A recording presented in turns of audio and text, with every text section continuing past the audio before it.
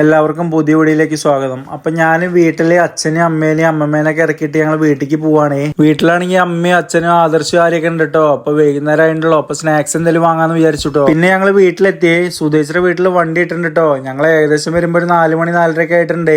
ഞങ്ങളെ കാത്തിരുന്നവർക്ക് മുഷിഞ്ഞിട്ടുണ്ടാവും. തേജ് ഷോപ്പിൽ നിന്ന് ഒരു ചോക്ലേറ്റ് വാങ്ങിട്ടോ. അതൊന്ന് ആദർശ് തട്ടിപ്പറിച്ചെടുക്കുകയാണ്. കിച്ചുട്ട അപ്പുറത്തെ റൂമിൽ കിടന്നുറങ്ങുന്നുണ്ട് കേട്ടോ. അപ്പൊ ഞാനും തേജും പാടെ അവനെ കുറച്ച് ശല്യപ്പെടുത്താന്ന് വിചാരിച്ചേ. കാരണം വേറെ ഒന്നും കേട്ടോ, കുറച്ച് കഴിഞ്ഞാൽ അവര് പോവല്ലോ. തേജു ആണെങ്കിൽ ഉണ്ണിനെ കെട്ടിപ്പിടിച്ചിട്ട് ഉമ്മച്ചിട്ടൊക്കെ സ്നേഹം കാണിക്കണ്ടേ. അത് കഴിഞ്ഞപ്പോ എല്ലാരും കൂടി ഒരുമിച്ചിരുന്ന് ചായ കുടിച്ചിട്ടുണ്ട് കേട്ടോ. അച്ഛന്റെ ചായ കൂടി ആദ്യം കഴിഞ്ഞിരിക്കണേ. പിന്നെ അച്ഛൻ പോവാ റെഡി ആയിട്ട് നിൽക്കുന്നുണ്ട് കേട്ടോ. കുറച്ച് കഴിഞ്ഞപ്പോ എന്റെ 2 ഫ്രണ്ട്സ് വന്നിട്ടുണ്ടായിരുന്നേ. വേറെ ആരില്ല കേട്ടോ, അബിയും ശരത്തും ആണ്. ക്രിക്കറ്റ് കളിക്കൊക്കെ ഒപ്പം ഉണ്ടാവാറുണ്ട് അവര് ആദ്യമായിട്ട് വീട്ടിലേക്ക് വരികയാണ്. അപ്പൊ 2 പേരും ചായ ഇരുന്ന് കുടിക്കുന്നുണ്ട് കേട്ടോ. ഇവർ രണ്ടാളും വീട് വരുന്നത് മാട്ടായാണ്. അപ്പൊ അബിക്ക് വീട്ടിൽ കട്ട വിരിക്കുന്ന കാര്യം പറഞ്ഞിരുന്നു. അപ്പൊ എന്റെ വീട്ടിലത്തെ പ്ലാനും നോക്കാൻ വന്ന ആട്ടാള്. അബി നല്ലൊരു ഗായകനും കൂടിയാണ്. കാരണം ജിതിന്റെ കല്യാണത്തിന് നിങ്ങൾ കണ്ടിട്ടുണ്ടാവുമല്ലോ.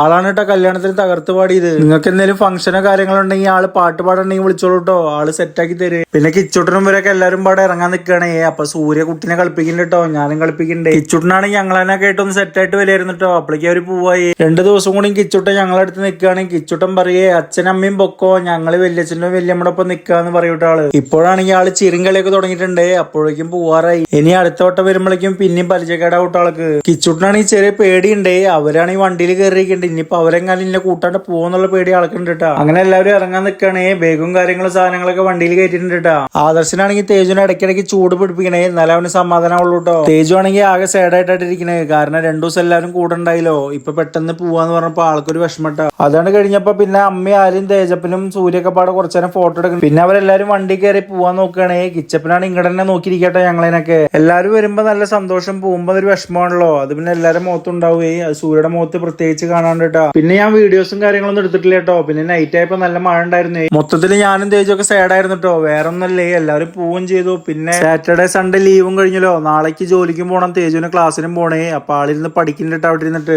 വെള്ളിയാഴ്ചത്തെ സുഖം സന്തോഷമൊന്നും ഞായറാഴ്ചത്തെ വൈകുന്നേരത്തിന് കിട്ടാറില്ല കേട്ടോ. എനിക്ക് അങ്ങനെയാണേ, നിങ്ങൾക്കും അങ്ങനെ തന്നെയെന്ന് വിചാരിക്കണം. മഴയൊക്കെ തുറന്നപ്പോ പിന്നെ സജേഷ് വന്നിട്ടുണ്ടായിരുന്നു കേട്ടോ. എന്റെ കൂട്ടുകാരനാണേ. പിന്നെ ആള് കുറച്ചുനേരം അവിടെ ഇരുന്ന് വർത്താനം പറഞ്ഞു കേട്ടോ. കുറച്ചുനേരം അങ്ങോട്ടും ഇങ്ങോട്ടും സംസാരിക്കുമ്പോഴേക്കും സമയം കുറേ ഉണ്ടായിരുന്നേ. അടുത്ത മഴ വരുമ്പോഴേക്കും അവൻ റിട്ടേൺ പോവും ചെയ്തേ. അപ്പൊ ഇന്നത്തെ കുഞ്ഞുകൂടി എത്ര ഉള്ളൂ. ഇനി അടുത്ത വീഡിയോയിൽ കാണാം കേട്ടോ. ബൈ.